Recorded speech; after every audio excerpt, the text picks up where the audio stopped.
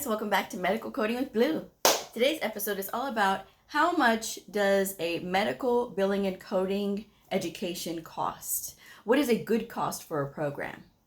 If you're brand new to my channel, welcome. I am Blue, I'm a medical coder. Okay guys, so I got this comment, I'm gonna read the comment and then we're gonna get into it. So here we go. So the viewer says, thank you for your videos. I have a question though. The local online program I'm considering is $18,000. It says the certification students are eligible for is the NCICS, the National Certified Insurance and Coding Specialist, from the National Center for Competency Testing. The Medical Billing and Coding Program, the Medical Billing and Coding Specialist Diploma Program is designed for the medical billing and coding field through a combination of both clinical and administrative training. Students will learn and practice how to use management software and electronic health records. They will further become proficient in medical insurance and billing using the ICD-10, CPT, and HCPCS-2 coding system manuals. The program is focused on preparing students for certification. I know that was sort of a lot, but what do you recommend? Thank you for your help. I'm still in the process of binge watching all your videos. Okay, so here's the thing.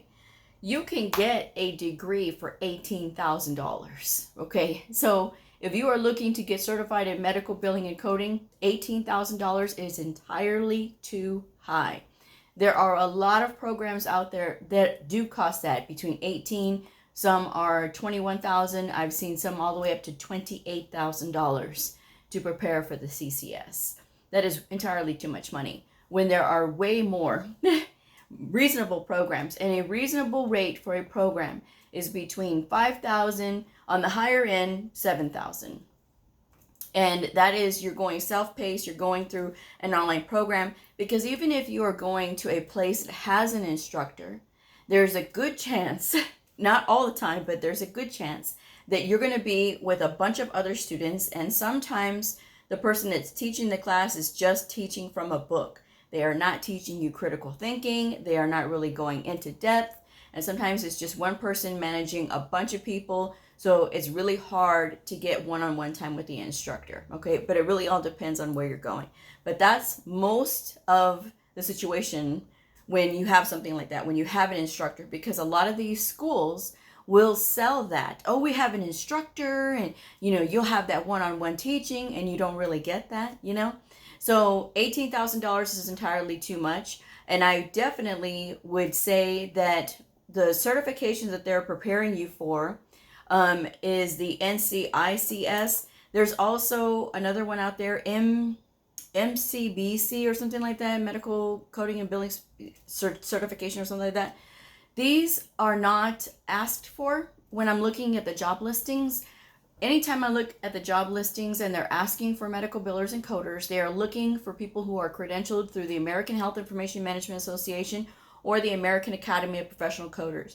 They are looking for 4 credentials. All you need to do is pick one. I always tell brand new people, get one certification for the first 2 years, and then if you want to add on different credentials that talk about different things, not just coding on top of coding on top of coding, you don't want that. You want different things, because this field is very expensive. There are a lot of costs that go into it, maintaining it and maintaining your knowledge. So all of these things add up with time.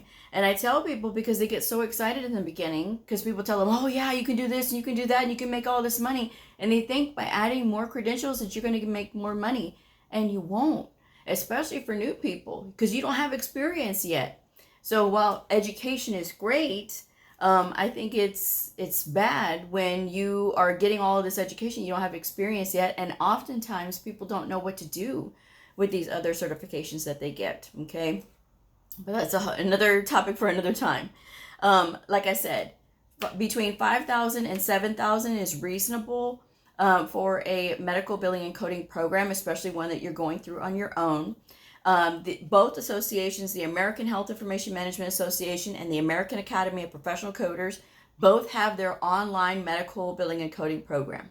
Now, a lot of people will ask me, well, Blue, what program do you recommend? I recommend specifically no trade school. I cannot recommend any trade schools, guys. I can't believe I have to keep saying this over and over.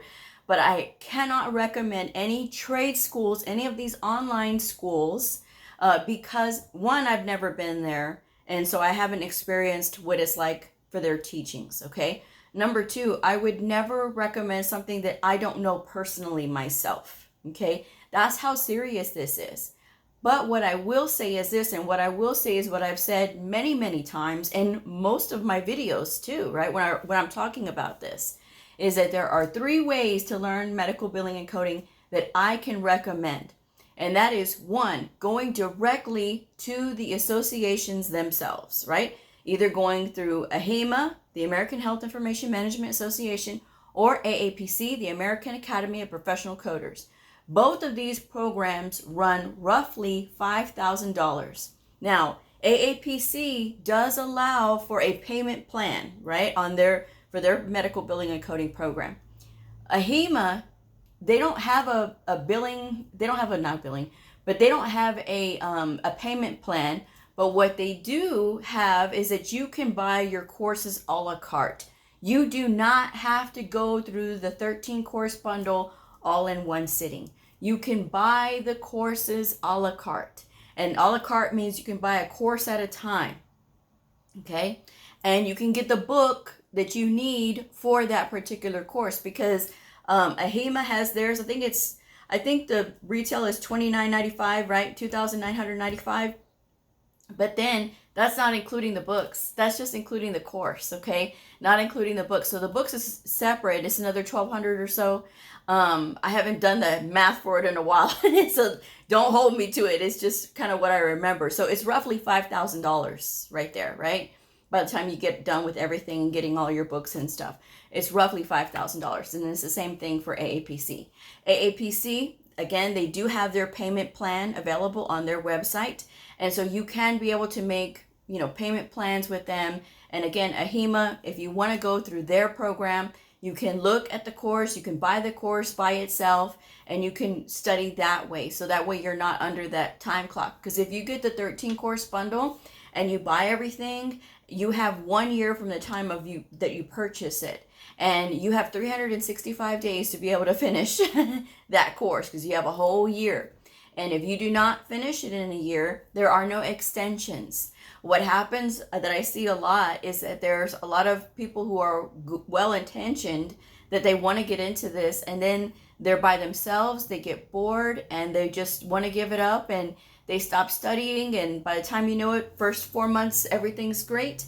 And then by the time you know it, it's already the end of the year, and they're like, I didn't get to finish, and I was trying to hurry up. And so if you're not committed to study and you're not disciplined enough to keep yourself, on track by yourself, doing the 13 course bundle all at one time may be a stretch for you. So consider getting the courses a la carte. You can buy them a la carte, right? And they're a few $100s, right? It's reasonable. It's something that you can save for, especially if you're working. You can save for this education. Now, okay, so there's going directly to the associations themselves. And to find the AHIMA course, the 13 course bundle, you have to go, when you go to the landing page, you'll see the AHIMA store, okay? And it's up in the upper right hand corner, and it'll say AHIMA store. And so then you click on that, and it'll say like for outpatient coding and things. So you can pick the courses from there that you want to.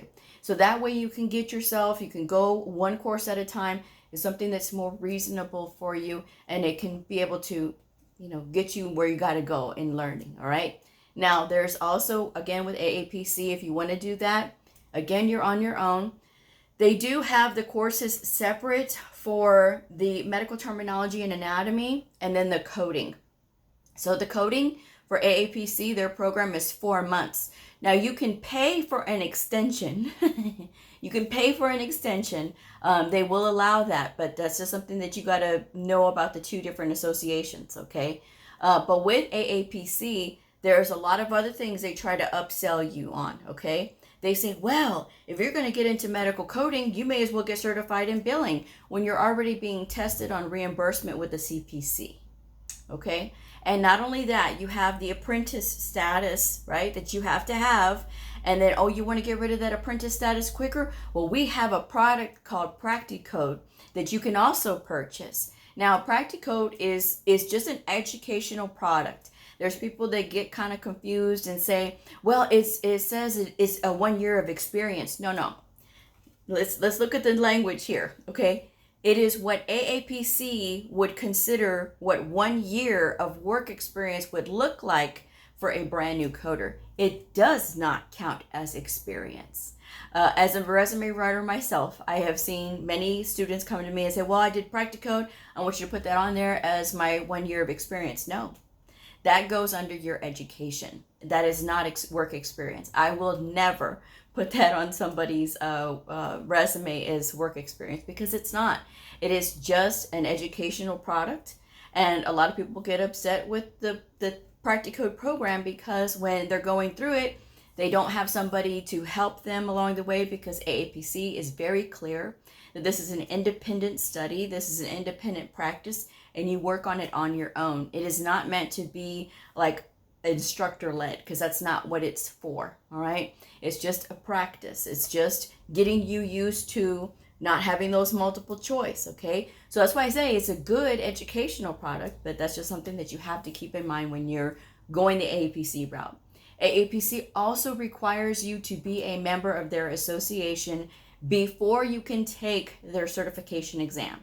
Now, the way that they have it set up is if you are taking their test, you have to be a member first. So that's another charge that they're going to put on you. And then depending on your testing thing, that's all with that association. So make sure that if you decide to go that route, that you have to understand there's going to be more charges, okay? There's going to be more things that they're going to try to sell you. All you need is just the certification, just the CPC if that's where you want to start out at.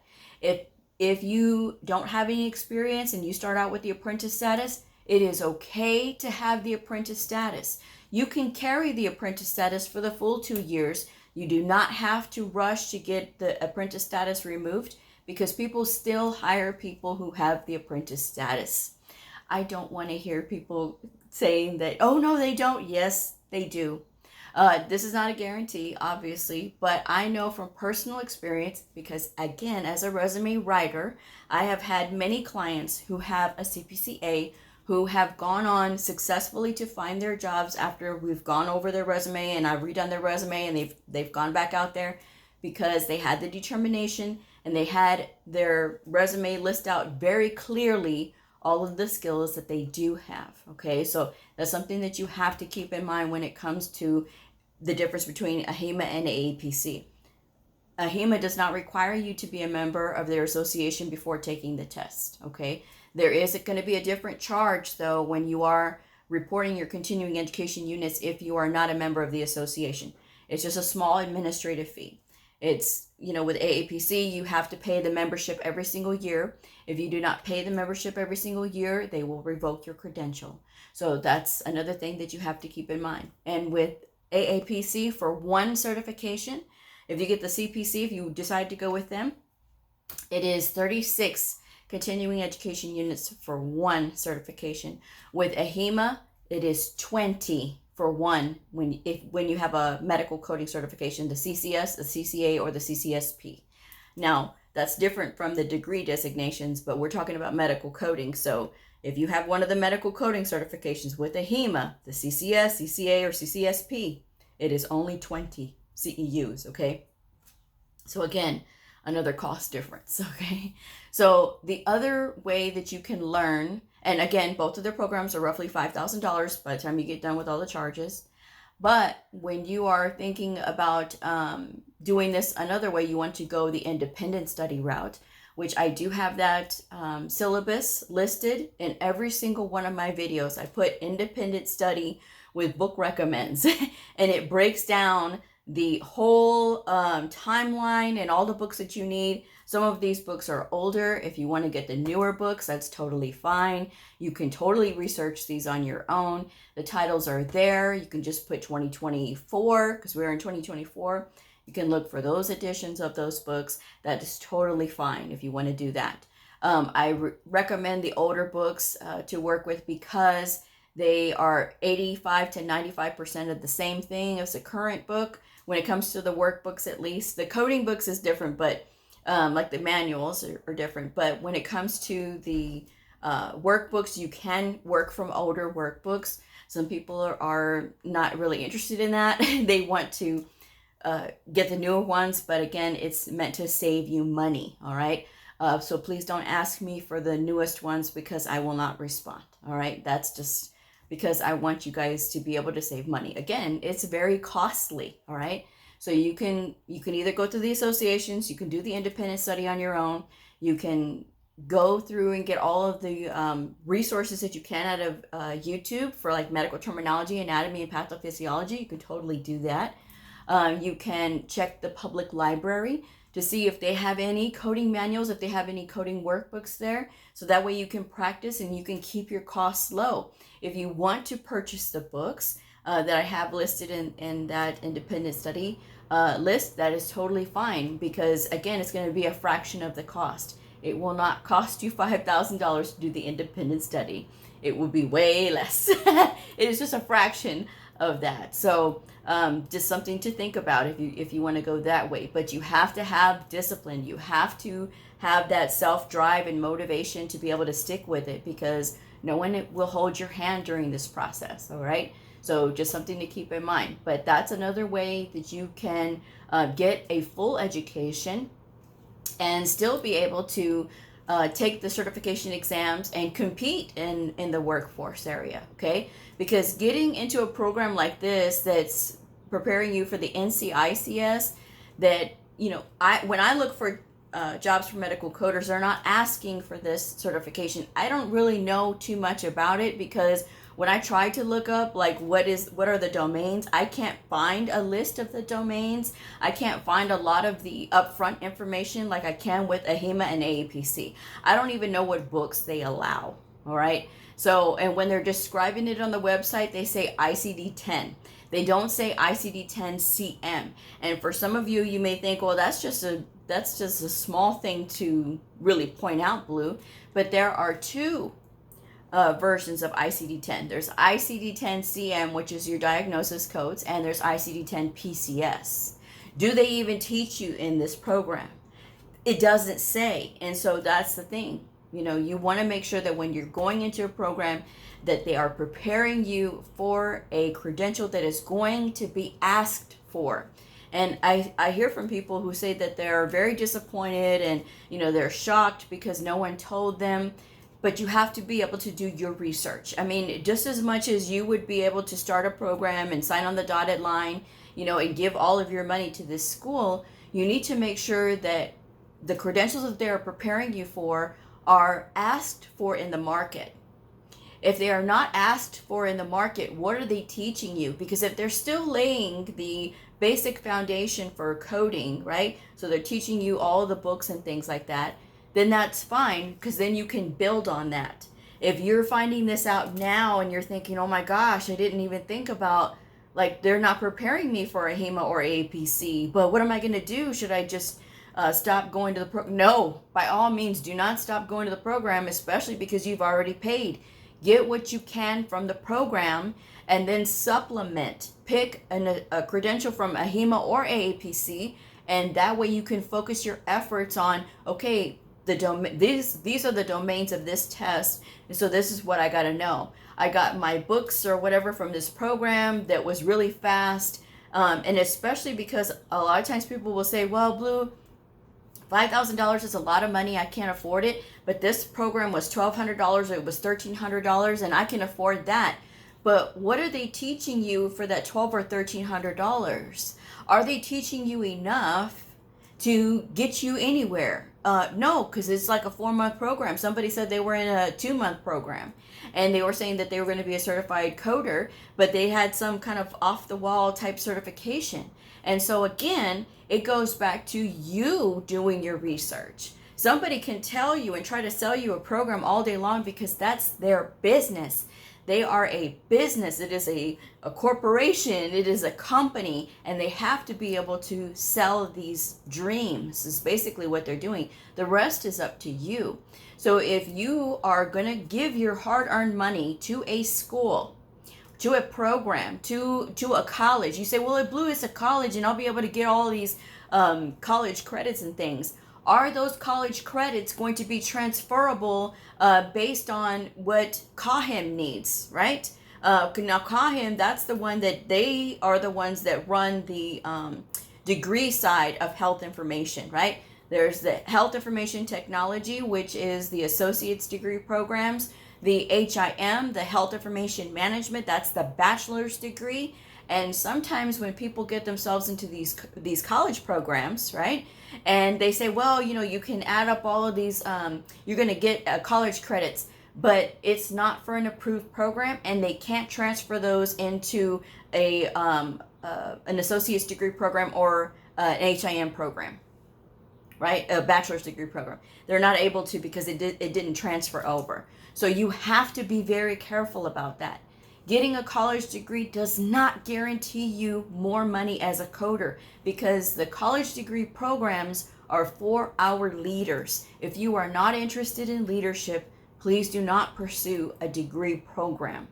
Again, those are for our leaders. And if you look at the syllabus for the degree programs, for the associate's degree or for the bachelor's degree, you will see that coding is a very small portion of what they have to know and what they, you know, what is covered in their syllabus for the degree programs. So again, that's just something that you got to know.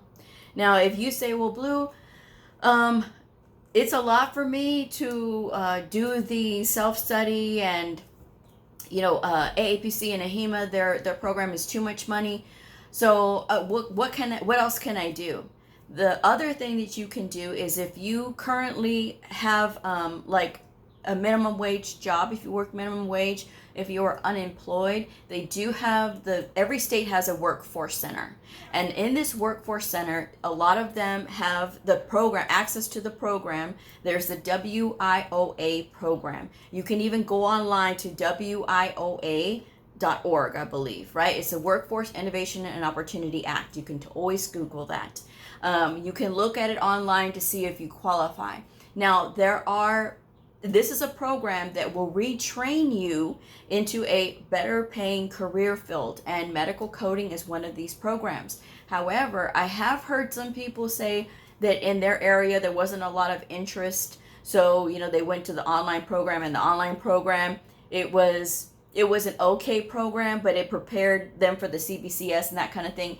If that's all that you have available, again, you can totally complete the program, go through the program, get the CBCS if you want to.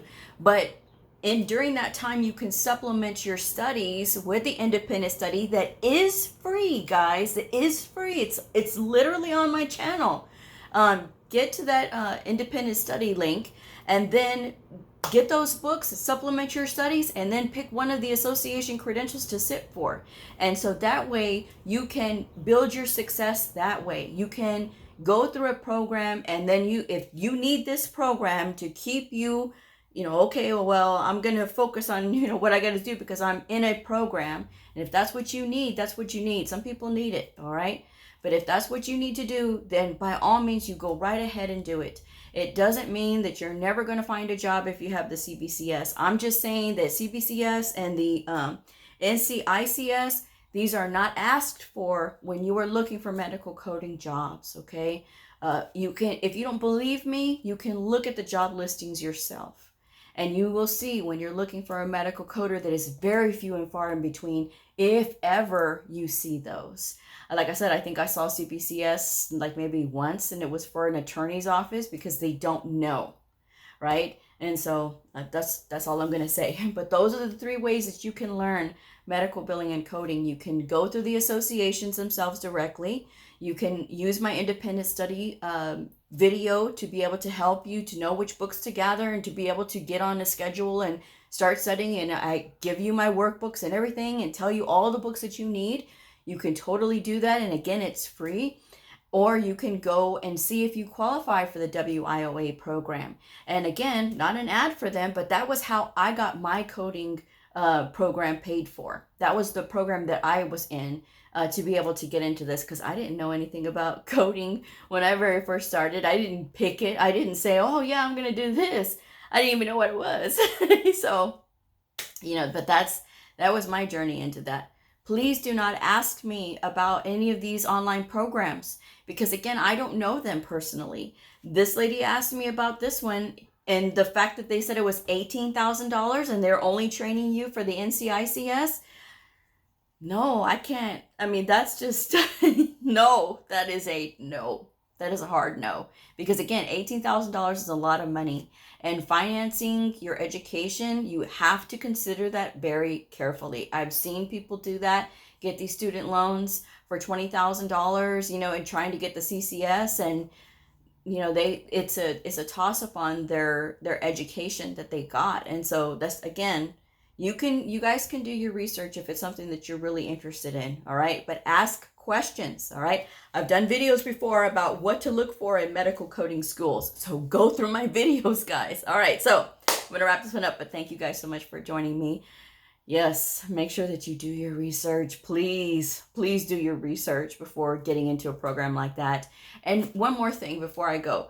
When you're studying or when you are looking at a program, the reasonable length of time is 9 months, 12 months, or 18 months. Now, yes, the AAPC program altogether with the medical terminology and the anatomy and the coding part, when you put it all together, it comes out to 8 months. That's okay. But again, 9 months, you can study for another month if you want to, if you need to, all right? But anything less than 6 months is too fast. It is too fast. There's too much to learn. That's just my advice anyway. So with that said, I'll wrap this one up. Thank you guys so much for joining me. If this video helped you, please like, subscribe, and share, and I'll see you all next time. Bye.